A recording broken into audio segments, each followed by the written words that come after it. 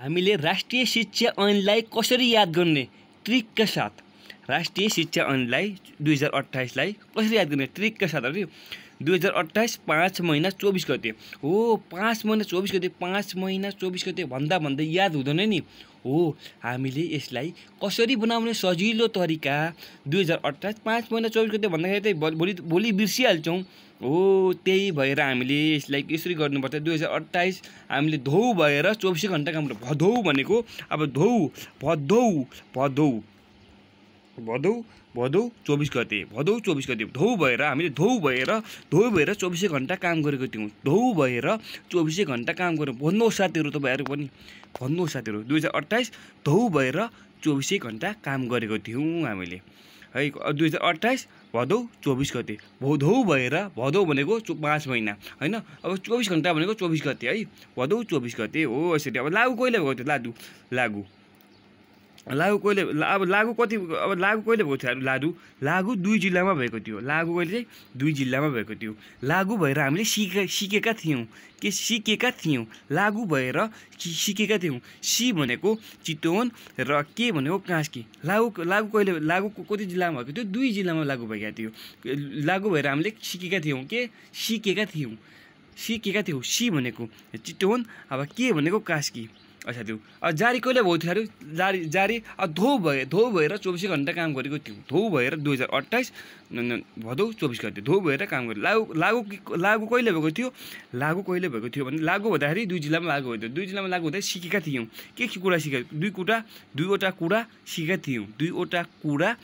थियौँ सी भनेको चितवन के भनेको कास्की है साथीहरू ल यसरी पढ्नुहोस् है साथीहरू ल भन्नुहोस् तपाईँहरू पनि है साथीहरू है अब लागु चाहिँ कहिले महिना भयो 2028 7 महिना 15 गते हो हामीले 15 गते अब लागु हुँदाखेरि कार्तिकमा हैन लागु हुँदाखेरि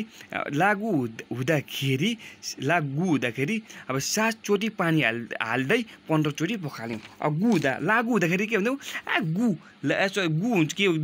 लागु हुँदाखेरि 7 चोटी पानी हाल्दै 15 चोटी पखाल्यौँ 7 चोटी पानी हाल्दै 15 चोटी पखाल्यौँ 7 चोटी पानी हाल्दै 15 चोटी पखाल्यौँ हो अब यसरी 8 7 15 गरे पनि हुन्छ तपाईले 8 7 15 गरे पनि हुन्छ माथि गरे 8 7 15 पनि गरे पनि हुन्छ लागु हुँदाखेरि गुलाई हैन गुलाई हामीले 7 चोटी पानी हाल्दै 15 चोटी पखाल्यौँ कहिले 2028 7 महिना 15 गते 7 चोटी पानी हाल्दै 15 चोटी पखाल्यौँ 7 चोटी पानी हाल्दै 15 चोटी पखाल्यौँ ल याद भयो साथीहरू ल भन्नुहोस् साथीहरू तपाईँले लागु हुँदाखेरि 7 चोटी पानी हाल्दै 15 चोटी पखाल्यौँ 7 चोटी पानी हाल्दै 15 चोटी पखाल्यौँ हो याद भयो भने भन्नु होला है साथीहरू कस्तो लाग्यो भिडियो यदि लाइक कमेन्ट र सब्स्क्राइब पनि गर्नु होला है साथीहरू है अब भन्दाखेरि अब दफा कतिवटा छन् अब 24 घण्टा काम गर्दाखेरि 24 घण्टा काम गर्दै 42 हुन्छ नि साथीहरू अब 24 घण्टा काम गर्दा 24 दुना 42 अब 42 को आधा 21 24 अब दफा कतिवटा छन् 24 दुनी 42 अब 42 को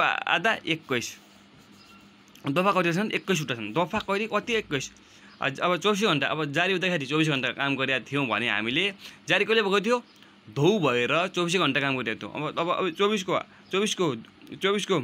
24 दुना 42 को आधा 21 हो हामीले दफा कति 21 वटा छन् दफा कति 21 वटा हो साथीहरू अब हामी के पढ्छौँ भन्दाखेरि साथीहरू शिक्षा 2028 को संशोधन पढ्ने अब पहिलो संशोधन दोस्रो संशोधन तेस्रो संशोधन पहिलो संशोधन दोस्रो तेस्रो अब तेस्रो सम्झिनु है साथीहरू तेस्रो मात्र सम्झिनु है तेस्रो अब 3वटा लाइन सम्झिने 3वटा लाइनहरू मात्र सम्झिने तेस्रो 33 36 36 33 36 36 अब भन्नुहोस् साथीहरू तपाईँहरू भन्नु 33 भन्नुहोस् 36 भन्नुहोस् 36 33 36 36 33 36 37 हो यसरी भन्यो भने चाहिँ याद हुन्छ नि साथीहरू अब 3वटा लाइन मात्र के 3वटा लाइन मात्र याद गर्ने 33 36 36 साथीहरू यसरी याद गर्ने साथीहरू यसरी याद गर्यो भने तपाईँहरू याद भयो साथीहरू हो अब याद भएपछि के गर्ने भन्दाखेरि अब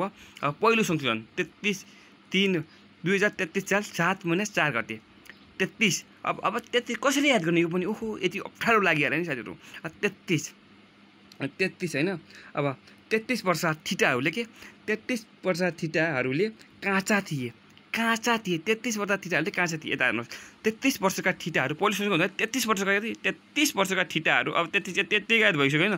33 वर्षका ठिटाहरूले ठिटाहरूले अब के गरे काँचा थिए। काँचा केटा थिए 33 वर्ष। अब का भनेको कार्तिक, चा भनेको 4 गते, कार्तिक 4 गते काँचा थिए। 33 वर्षका ठिटाहरू पहिलो सोचेको हुँदा काँचा थिए। का भनेको कार्तिक, चा भनेको 4 गते, का भनेको कार्तिक, चा भनेको 4। 33 वर्षका ठिटा क्या काँचा थिए हो साथीहरू। 33 वर्षका ठिटा काँचा थिए।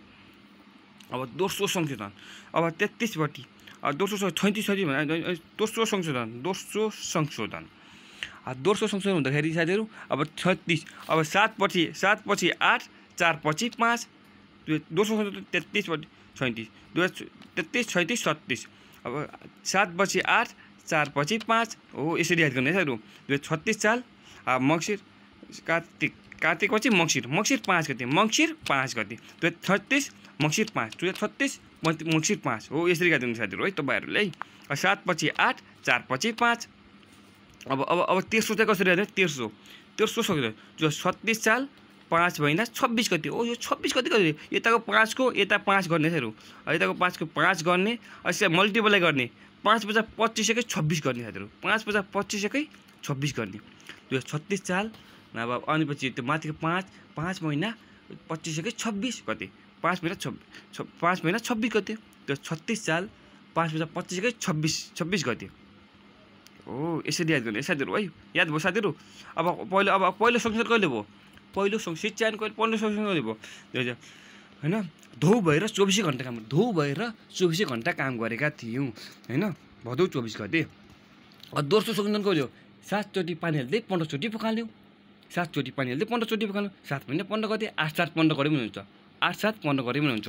अब भन्दाखेरि के भने अब कति कुरामा सिकेका थियौँ, कति कुरामा लागु भएको थियो, कति कुरा लागु भयो 2 जिल्लामा लागु भएको थियो। 2 जिल्लामा लागु गरेर के सिक्यौँ? सी भनेको चितवन, के भनेको कास्की 2 जिल्लामा लागु भएको थियो है साथीहरू।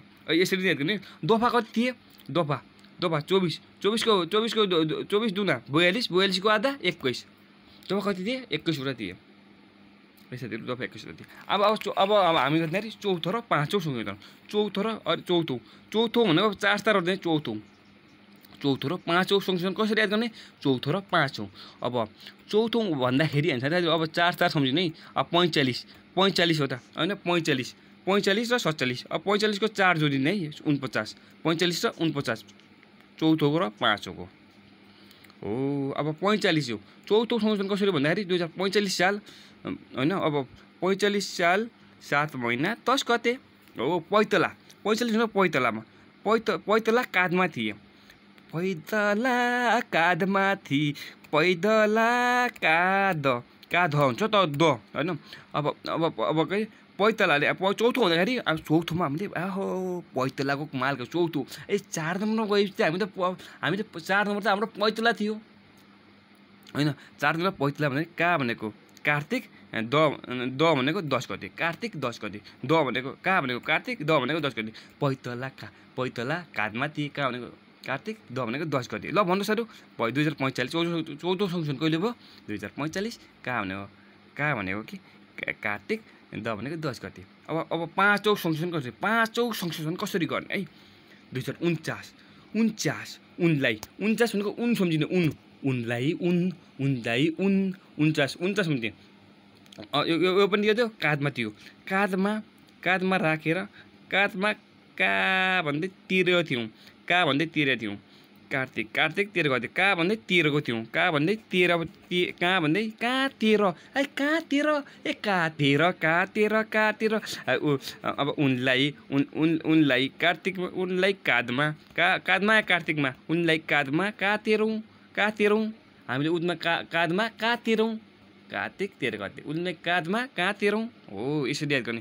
यदि मन परेमा लाइक कमेन्ट र सेयर गरिदिनु होला। म अर्को भिडियो पनि ल्याएर आउँछु है साथीहरू। धन्यवाद छ यतिसम्म हेरिदिनु भएकोमा।